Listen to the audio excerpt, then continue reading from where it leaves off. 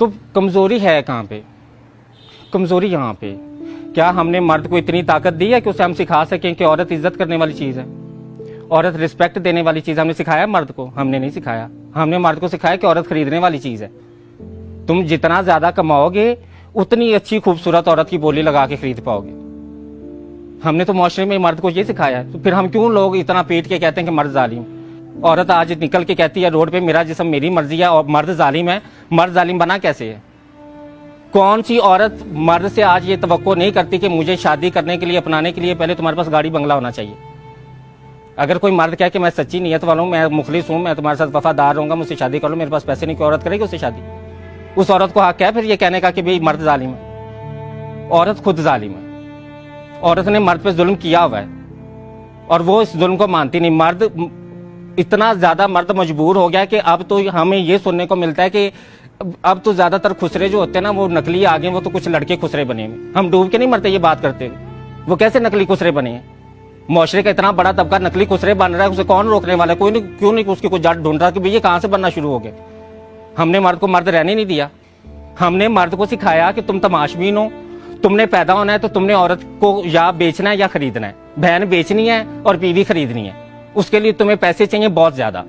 जितने ज्यादा पैसे होंगे उतना अच्छा माल तुम खरीद सकोगे। ये सिखाने के बाद फिर मर्द से हम किस चीज की तवक्को कर रहे हैं कि वो अच्छा मर्द बन के रहे सोसाइटी में? वो अच्छा मर्द नहीं बनेगा, वो इससे भी मजीद जालिम बनेगा। पाकिस्तान में 100 में से 60% नौजवान नस्ल है, उस नौजवान नस्ल में से 50% स्कूलों में नहीं है।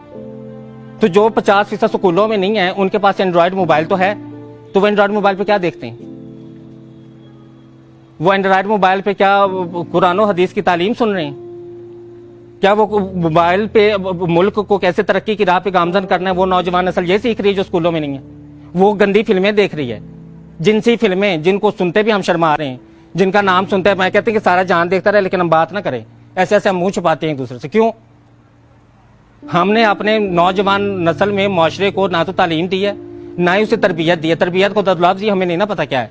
हमने तो अफसर बनना सिखाया है। हमने बच्चे को शुरू से कहा है कि तुम्हारे इम्तिहान में नंबर अच्छे नहीं चाहिए, चाहे बूटी लगा के आए, चाहे नकल करके आए, चाहे जिस तरह भी आए, तुम्हारे 100 में से 100 नंबर आए और तुम कल को बस CSS करके कोई अफसर बन जाओ और अफसर बन के तुम्हारी जिंदगी सेट है। तुम्हें ना अच्छा इंसान बनने की जरूरत है, ना तुम्हें इज्जत की जरूरत है, ना तुम्हें औरत की इज्जत करने की जरूरत है। अपनी इज्जत का तो मर्द को पता ही नहीं है। मर्द ने तो अपनी इज्जत पे कभी सवाल ही नहीं उठाया कि नहीं यार मेरी भी इज्जत। हजरत यूसुफ का किस्सा सुनाती हूँ आप। जुलेखा ने रोका, जिनसी अमल के लिए झिपटी। ताकतवर मर्द कौन था? उसने कहा कि नहीं मैं मुसलमान मर्द हूं, औरत नंगी भी मेरे सामने आ जाए मेरा ईमान नहीं डोलता, मैं उस रब से डरने वाला हूं। मर्द, असल मर्द वो होता है जिसमें बर्दाश्त होती है। ताकतवर में बर्दाश्त है ना, कमजोर में बर्दाश्त नहीं होती। कमजोर कौन होता है? जिसमें बर्दाश्त नहीं है। ताकतवर कौन है? जिसमें बर्दाश्त है।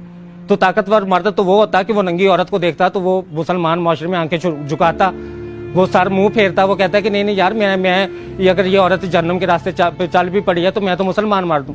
मेरा काम तो औरत की इज्जत करना है, उसको इज्जत देना, उसका जिस्म ढांपना, उसका जिस्म नंगा करना नहीं है।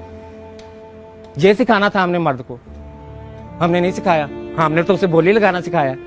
हमने उसे कहा बोली लगाओ, बीवी खरीदनी है तो बोली लगाओ, अगर तुम्हें अपनी बहन को कहीं रिश्ता करना है तो उसके लिए भी बोली लगाओ। पूछो कि कोई कितना पे, तुम कितना पे कर सकते हो, कोई तुम्हें कितना पे कर सकता है।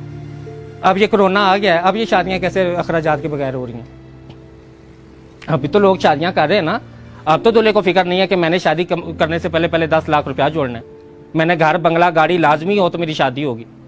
तो जब घर गाड़ी बंगला औरत देखती है ना, जब औरत मांगती है कि भाई मैं शादी करने के लिए घर बंगला गाड़ी मांगती हूँ, तो फिर जारी बात है मर्द भी बोली लगाता है। तो हम बेचने खरीदने का काम कर रहे हैं। हमें सिखाना पड़ेगा कि रिश्ता क्या है, शादी क्या है, निकाह क्या है, 3 कलमे पढ़ने का मतलब क्या है, कौन सा ये रस्म कहाँ से आई है? मुझे ये बता दें कि इस्लाम में, तो मुझे ये पूरे इस्लाम में ये रस्म नजर नहीं आती कि भाई दूल्हे को शादी के लिए जो है वो एक घर गाड़ी बंगला लाजमी होना चाहिए, सोशल सिक्योरिटी होनी चाहिए, फ्यूचर सिक्योरिटी होनी चाहिए।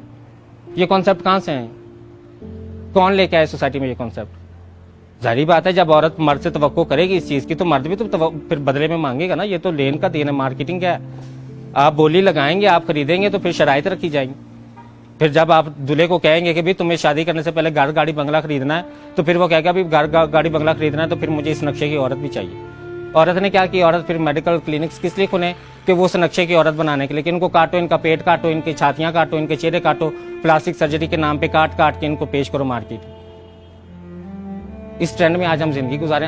आज उस पेट काटने का नाम हमने लेपोथेरेपी रखा हुआ है, हम चेहरा काटते हैं तो उसका नाम हमने जो है वो प्लास्टिक सर्जरी रखा हुआ है, हम छाती काटते हैं तो हमने उसका नाम सिलिकॉन सर्जरी रखा हुआ है।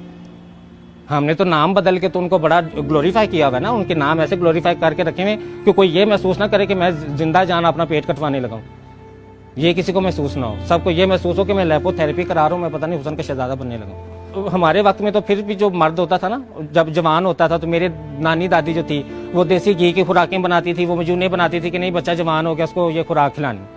आजकल बच्चे क्या कर रहे हैं, आजकल जो स्टीरॉयड का टीका है, जहर है, वो जिस्म में लगा रहे हैं जवान बच्चा, ना उनकी ज़हनी हालत ठीक रही ना उनकी जिनसी हालत ठीक रही। और बच्चे पैदा करने का मतलब ये कतई ही नहीं है कि आप जिनसी तौर पे मजबूत और ताकतवर हैं। बच्चे पैदा होते हैं अल्लाह के अमर से। अगर आप औरत को जिनसी तस्कीन दे रहे हैं तो फिर आप ताकतवर मर्द हैं जिसको मर्दाना कमजोरी नहीं है। और अगर आप औरत को जिनसी तस्कीन नहीं दे रहे और औरत बगावत पे उतर आई और वो रोड पे कहती कि मेरा जिस्म मेरी मर्जी, मुझे तुमसे तस्कीन नहीं मिलती, अब मेरा जिस्म है, मैं जिसम मर्जी तस्कीन लूं, तो वो उस मर्दाना कमजोरी का इलाज जो है ना वो खुराक से और ज़हनी सुकून से हो। जब तक मर्द के ज़हन में ज़हनी सुकून नहीं डाला जाएगा, जब तक उसके ऊपर से ये जिम्मेदारियां और बोझ नहीं हटाए जाएंगे, तब तक ये चीज़ें नहीं ठीक होंगी।